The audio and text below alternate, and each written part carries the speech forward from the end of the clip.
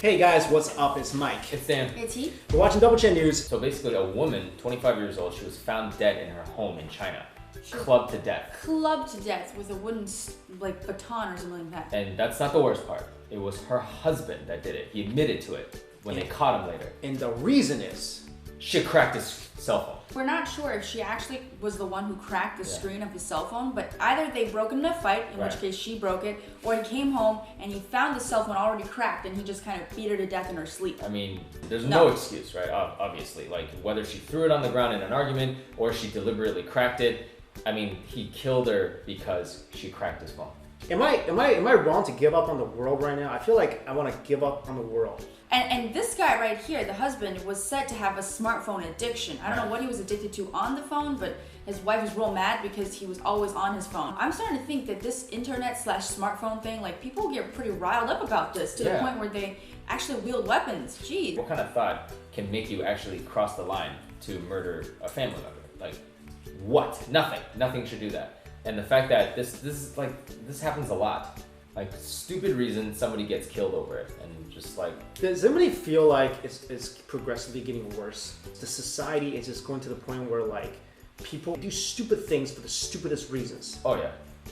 I mean, we've gotten there, you know? So this is where we're at right now. I mean, every day you turn on the news and there's just something just like this. There's tons of it, and that's just what gets reported, so... It's pretty just stuff that you wouldn't imagine before. Like, you were like, how could somebody do that before? Like, you can't even think, oh, I'm gonna kill somebody because, you know, they did something really minor, you know? Yeah. I mean, fix your phone screen. Like, do you really have to, like, resort to physical violence? Yeah. I think this guy was kind of nuts in the head. Like, just a little nuts in the head. Apparently neighbors saw him, like, running away afterwards. I mean, and he ran away afterwards. Like, you couldn't, like, call the police to see if she was okay. Yeah. There's something that, for example, in Buddhist philosophy it teaches, right? 退一步海阔天空, which means if you take a step back, everything becomes much more calm. I feel like people nowadays, it's a knee-jerk reaction in every sort of circumstance. Like when you're driving, like I heard of people getting killed in New York for parking spaces. Yeah, road rage, man. Right? When I was in New York, I feel it sometimes too. I'm like, oh my God, I can't believe this guy just cut me off, or this guy did something else, or this guy took my parking spot. Well, I was really mad one time, like, this guy, we're both at a red light. He was behind me, and this parking spot opened up. In New York, parking spots like gold.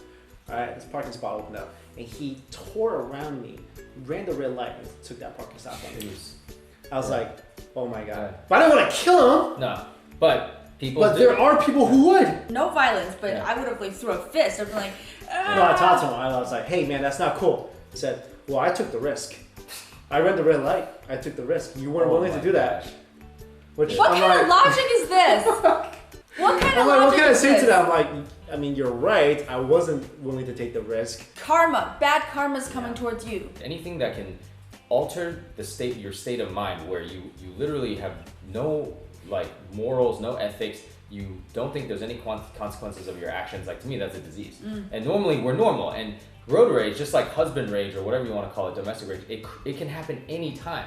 Like if somebody kills somebody because of an accident, that's road rage. That's an actual, like in America you get stamped with road rage, and the guy was a normal person and the death was he had road rage. This is crazy. Like this actually happens. Oh man, this guy's such a coward. He couldn't even confront her when she was awake. He had to beat her to death in her sleep.